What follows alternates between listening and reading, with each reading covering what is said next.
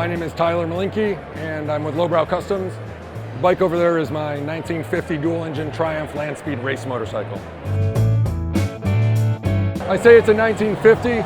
The cases were the same for much of the 50s, and I mean, I didn't take apart a motorcycle to build that. I bought like junk swap meet crankcases and bits and pieces and built them. But yeah, those are pre-units, separate transmission. My first motorcycle was a Triumph Bonneville. I just like the way they look. I know them so well. Like I said, I build my own engines. I can just build an engine now, and it's really fun to get lost in that without having to I don't need a manual, you know? It's like I know the torque specs and everything. So I'm really enjoy making those engines be much more powerful than they were stock. I've been racing since 2010 at Bonneville on the salt flats. I love old Triumphs, going fast, doing cool stuff. It's actually the second dual engine I built. First one I built in, I think, 2012.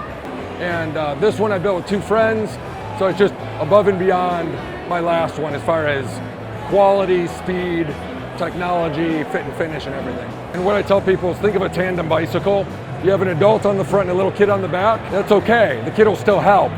Theoretically, both engines are built the same power and all that, but in the real world, that's just not always totally true. I time both motors. So actually in this case, front motor, top, the left piston on the front motor, right on the rear, top dead center compression stroke. So it's firing in a cross pattern. And then the engines are linked with a 30mm Gates belt. And then I've got a belt primary on it.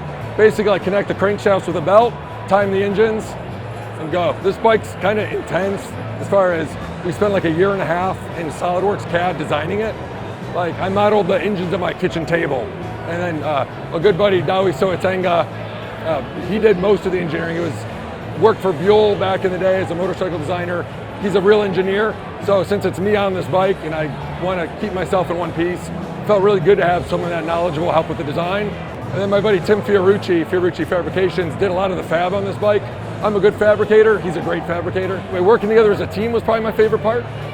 And then having all these different friends, Jesse at Gasbox, Ben the frame tubing, Jeremy at LC Fabrication do CNC parts, our buddy Kerry doing laser cutting.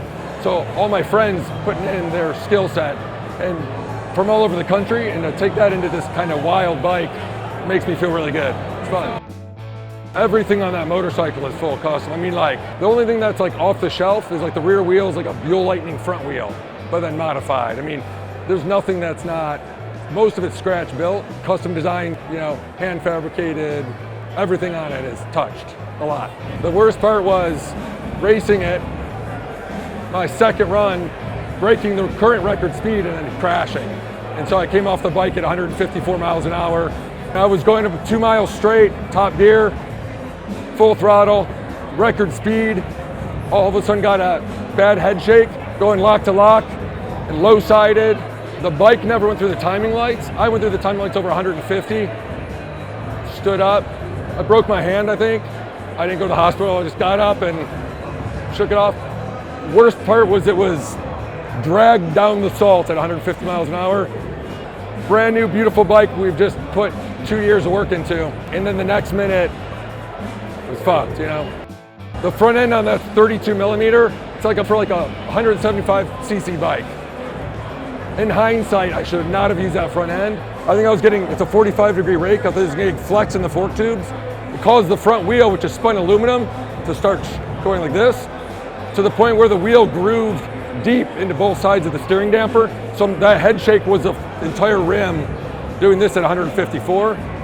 So now I've got a Gixxer set of inverted fork tubes, all custom billet trees, and putting a Gixxer front wheel on it. It's just 200-mile-an-hour shit. So again, it's me riding it. I have kids and a wife. I don't want to fucking kill myself. So I do this for fun, you know? Yeah, it's more intense than when I started the design process. It became way more intense in a good way. Just trying to overbuild, engineer for strength, make it look good, make it go fast. I mean, it's purpose-built for speed in a straight line. And I love form that follows function.